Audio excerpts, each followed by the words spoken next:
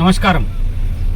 నా పేరు కప్పర ప్రసాదరావు, అధికార ప్రతినిధి భారతీయ జనతా పార్టీ. గజ్వేల్ నియోజకవర్గంలో రైతాంగం తమ ధాన్యాన్ని అమ్ముకోలేక ప్రభుత్వం కొనకపోవడంతో ధాన్యాన్ని రోడ్డుపైకి తెచ్చి తగలబెడుతున్నటువంటి దృశ్యాలు మనకు కనబడతా ఉన్నాయి. మరి గజ్వేల్ నియోజకవర్గానికి ఒక శాసనసభ్యులు ఉన్నారు, కల్వకుంట్ల చంద్రశేఖరరావు గారు. వారు గతంలో ముఖ్యమంత్రిగా కూడా పనిచేశారు. వారి ప్రభుత్వంలో కూడా సేమ్ ఇదే రకంగా ధాన్యం కొనక రైతులను ఇబ్బంది పెట్టి నానా అవస్థలు పెడితే రైతులు వారిని గద్దె దింపి ఫామ్ హౌస్ లో కూర్చోబెట్టడం జరిగింది. రాష్ట్రమంతా వారిని గద్దె దింపారు, కానీ గజ్వేల్లో వారిని ఎమ్మెల్యేగా గెలిపించుకున్నారు. కానీ ఎమ్మెల్యేగా ఉన్నటువంటి చంద్రశేఖరరావు గారు కనీసం రైతుల పక్షాన మాట్లాడడం లేదు, రైతులకు జరిగేటువంటి ఇబ్బందులు పట్టించుకోవడం లేదు.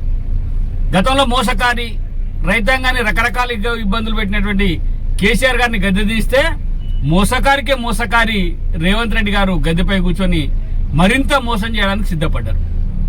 ఒక మోసకారికి మోసకారి అనేటువంటి ఇద్దరు మోసకారులను కూడా మళ్ళీ ఎన్నికల్లో తగిన బుద్ధి చెప్పి ఈ కాంగ్రెస్ ప్రభుత్వాన్ని కూడా గద్దె దించడం కోసం రైతాంగం సిద్ధం కావాల్సినటువంటి అవసరం ఉన్నది.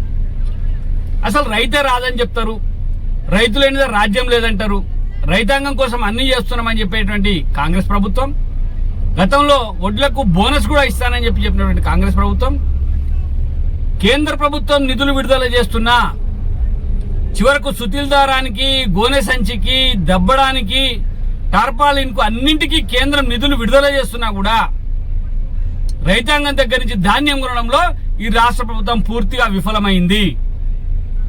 గతంలో కూడా కేసీఆర్ కేంద్రం ఇచ్చేటువంటి నిధులతోటి ధాన్యాన్ని కొనడంలో విఫలమై రైతాంగానికి తీవ్ర అన్యాయం చేసి మోసం చేసినటువంటి వ్యక్తి. ఆ మోసానికే మోసకాడు రేవంత్ రెడ్డి గారు కూడా ఈ రోజు రైతాంగానికి ద్రోహం చేస్తా ఉన్నాడు, మోసం చేస్తా ఉన్నాడు. గజ్వేల్ నియోజకవర్గ ప్రజలారా ఆలోచించండి. మన సమస్యల పరిష్కారం కోసం మన వైపున అసెంబ్లీలో గొంతెత్తుతాడని చెప్పి మీరందరూ కేసీఆర్ కు ఓటేసి గెలిపిస్తే ఆయన ఫామ్ హౌస్ లో పండుకొని రెస్ట్ తీసుకుంటా ఉన్నాడు. ఆయన ధాన్యాన్ని లేకపోతే ఆయనకు సంబంధించిన వ్యవసాయ ఉత్పత్తులను మాత్రం అమ్ముకొని హాయిగా ఉన్నాడు, కానీ గజ్వేల్ నియోజకవర్గ ప్రజల స్థితిగతులను పట్టించుకోవడం లేదు.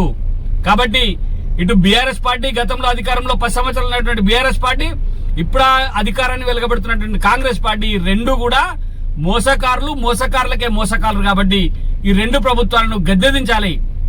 గత ప్రభుత్వాన్ని గద్దెదించడం, కాంగ్రెస్ పార్టీని కూడా గద్దెదించాల్సినటువంటి అవసరం ఉన్నది. ఒక్కటే అడగండి, ప్రజల డిమాండ్ ఏంటంటే ధాన్యం కొంటారా, గద్దె దిగుతారా? కాంగ్రెస్ పార్టీ రైతాంగం ప్రశ్నిస్తా ఉంది, భారతీయ జనతా పార్టీ ప్రశ్నిస్తా ఉంది. రైతాంగం పక్షాన భారతీయ జనతా పార్టీ రాష్ట్ర అధ్యక్షులు రామచంద్రరావు గారు పెద్ద ఎత్తున పోరాటానికి సిద్ధమవుతా ఉన్నారు. 25వ తేదీ నుంచి రైతాంగం తడాకా ఏంటిదో ఈ ప్రభుత్వానికి చూపించడానికి సిద్ధమవుతా ఉన్నారు. కాబట్టి ప్రభుత్వం వెంటనే ధాన్యాన్ని కొనుగోలు చేయాలి. ముఖ్యంగా గజ్వేల్ నియోజకవర్గ రైతాంగం యొక్క ధాన్యం ఇలా రోడ్డు పైన వేసి తగలబెడతా ఉంటే కూడా చోద్యం చూస్తున్నటువంటి కేసీఆర్ గారు ప్రజలకు సేవ చేయలేకపోతే మీరు ఎమ్మెల్యే పదవికి రాజీనామా చేయండి, లేదా ఎమ్మెల్యేగా ఉండాలనుకుంటే ప్రజల మధ్యకు వచ్చి ప్రజల సమస్యల పరిష్కారం కోసం కృషి చేయండి. ఏమైనా రైతాంగం, గజ్వేల్ నియోజకవర్గ ప్రజలారా, తెలంగాణ ప్రజలారా ఒకసారి కళ్ళు తెరవండి. గతంలో మోసం చేసినటువంటి బీఆర్ఎస్ పార్టీ, ఇప్పుడు మోసం చేస్తున్నటువంటి కాంగ్రెస్ పార్టీ, ఇద్దరు కూడా మోసకారులు. కాబట్టి ఈ రెండు పార్టీలకు వ్యతిరేకంగా మీరు గళమెత్తాల్సినటువంటి అవసరం ఉన్నది. ఈ పక్షాన భారతీయ జనతా పార్టీ కొట్లాడడానికి సిద్ధంగా ఉంది. కాబట్టి భారతీయ జనతా పార్టీకి మద్దతు ఇవ్వాల్సిందిగా కోరుతూ నమస్తే.